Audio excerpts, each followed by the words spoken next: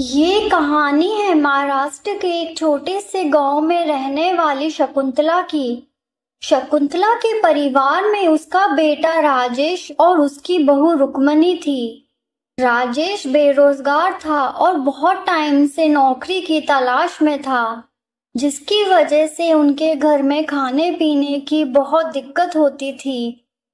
कई बार तो बेचारे भूखे ही सो जाते थे। एक दिन राजेश काम मांगने के लिए एक दुकान पे जाता है। भाई जी, दुकान में कोई भी काम हो तो मुझे दे दीजिए। मैं कुछ भी काम करने को तैयार हूँ। अरे बेटा, दुकान में कोई काम है ही नहीं तो मैं तुझे क्या काम दूं? भाई जी देखिए, कोई काम तो होगा।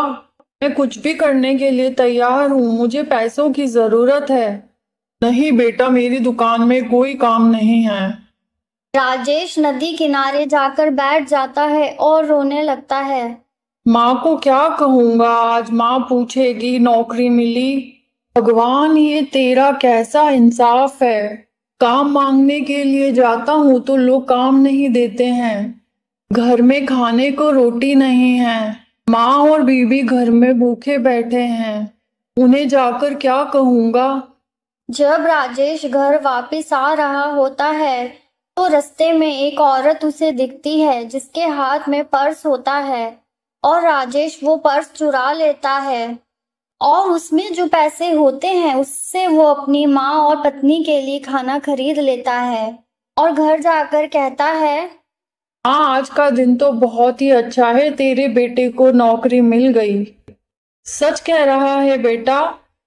हाँ माँ, तुम्हारी दुआओं का असर है। अब राजेश चोरी कर कर अपने घर वालों का पेट पालने लगा था। एक दिन उसकी माँ मंदिर जाती है। वहां पे उसकी कुछ सहेलियां बातें कर रही होती हैं। अरे सरला, तूने सुना है? पहले तो शहरों में ही चोरी होती थी, अब हमारे गांव में भी ज्यादा चोरी होने लगी है। हाँ विमला, सुना तो है। पता नहीं चोर कब पकड़ में आएगा। जो कोई भी है जल्दी ही पकड़ में आ जाएगा। राजेश की माँ उनकी बातें सुनती रहती है और कहती है, हमारे गांव की पुलिस भी कम नहीं है, जल्दी ही उस चोर को पकड़ लेगी। एक दिन शकुंतला और उसका बेटा और बहू खाना खा रहे होते हैं कि अचानक से पुलिस घर में आ जाती है और राजेश को अरेस्ट कर लेती है। अरे मेरे बेटे को छोड़ दो, इसने कुछ नहीं किया, ये तो नौकरी करता है। अरे माँ जी, गांव में जो चोरी हो रही है उसके पीछे आपके बेटे का ही हाथ है। वो तो हमने इसे चोरी करते हुए देख लिया, वरना ये तो कई दिनों से छिपता फिर रहा है। शकुंतला राजेश को थप्पड़ लगाती है और कहती है, मैंने तुझे यही संस्कार दिए हैं कि चोरी कर कर आए। हाँ, मैं क्या करता, नौकरी मांगने जाता था तो कोई भी मुझे नौकरी नहीं देता था। और जब तुम और रुक्मणी भूखे पेट सोते थे तो मुझे अच्छा नहीं लगता था, मेरे पास और कोई रास्ता नहीं बचा था माँ। अरे तो भूखे मरने दिया होता हमें, पर चोरी जैसे कामों में तो ना पड़ता। मुझे माफ कर दो माँ, मेरे से बहुत बड़ी गलती हो गई। शकुंतला पुलिस को कहती है, साहब इसे छोड़ दीजिए, अब ये ऐसा नहीं करेगा। ये सब इसने अपने परिवार के लिए ही किया है।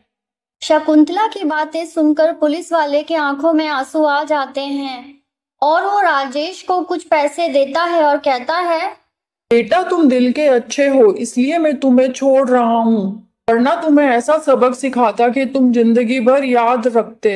और तुम्हारी माँ बहुत अच्छी हैं, इनका ख्याल रखना। ऐसी माँ नसीब वालों को मिलती हैं जो अपने बच्चे के लिए किसी से भी लड़ जाए। पुलिस वाले की बातें सुनकर राजेश अपने माँ के पैरों में गिर जाता है और माफी मांगने लगता है। और राजेश शकुंतला को कहता है, माँ, मैं अब ऐसा कोई भी काम नहीं करूंगा जिससे तुम्हारा सर शर्म से झुके। इस कहानी से हमें ये सबक मिलता है कि हमेशा ईमानदारी से चलने वाले इंसान की ही जीत होती है।